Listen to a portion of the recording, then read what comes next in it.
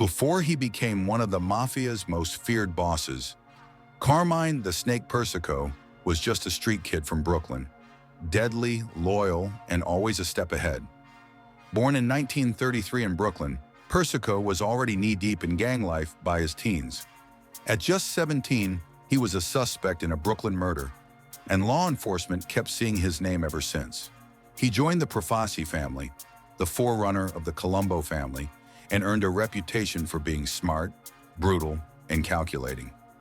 His betrayal of Crazy Joe Gallo during the First Colombo Civil War earned him the nickname the Snake. He was believed to be one of the shooters in one of the most infamous hits in Mafia history, the 1957 barbershop assassination of Albert Anastasia.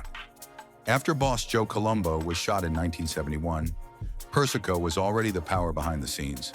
He officially took control and would never truly give it up, not even from a prison cell. He ruled for over 4 decades, orchestrating violence and power moves, even while locked up. The snake had risen, and he wasn't slithering away anytime soon. One was a calculating future boss. The other, a wild card with a thirst for chaos. When the Gallo brothers went to war with the Profasci family, the streets became a battlefield. It was the early 1960s. The Gallo brothers were tired of taking orders. They wanted power, money, and recognition, and they weren't afraid to kill for it. When the Gallos broke ranks, the war was on. Persico was close to the Gallos. But when the Gallos declared war, Persico made a deadly choice. In 1961, Larry Gallo was invited to a sit-down at the Sahara Lounge in Brooklyn to discuss ending the war. He was attacked and Persico started strangling Gallo with a garrote. A passing policeman witnessed the attack, forcing Persico and his men to flee. Persico's act of treachery gained him the nickname the Snake. Joe and the crew hit the mats. Bodies started dropping. Bombs exploded. Brooklyn turned into a mob war zone, and the man behind much of the chaos was the Snake. In early 1963, the Gallos bombed Persico's car.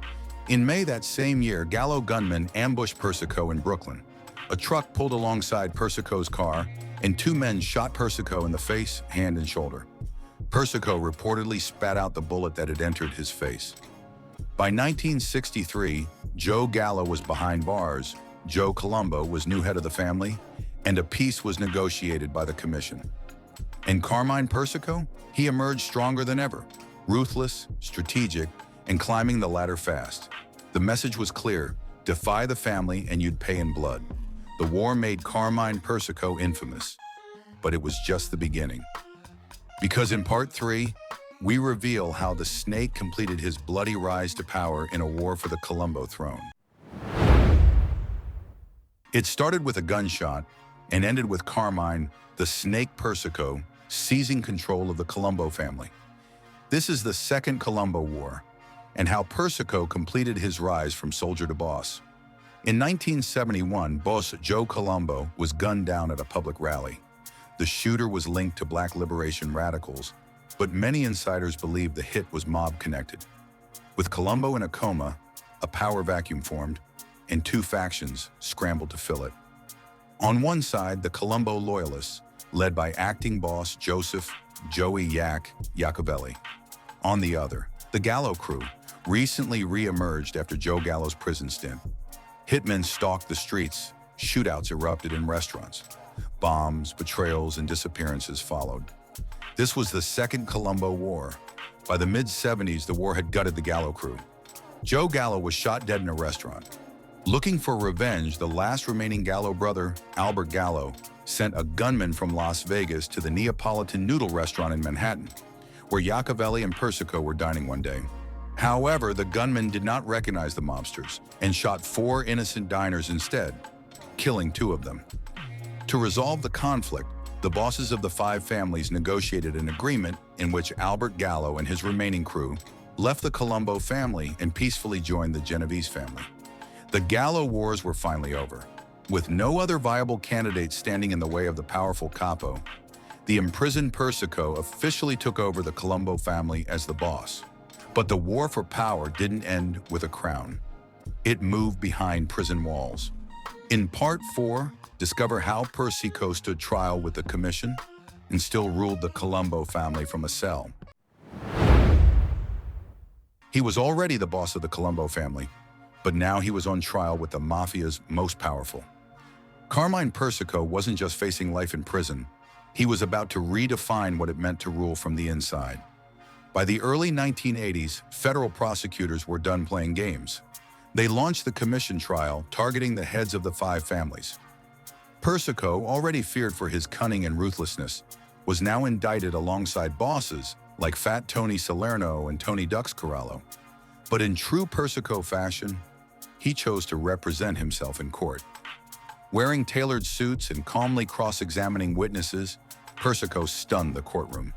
He wasn't just defending himself, he was showing the world he was still in charge.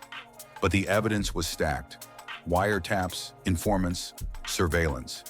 In 1986, Carmine, the Snake Persico, was sentenced to 139 years behind bars. Most men would disappear, not Persico.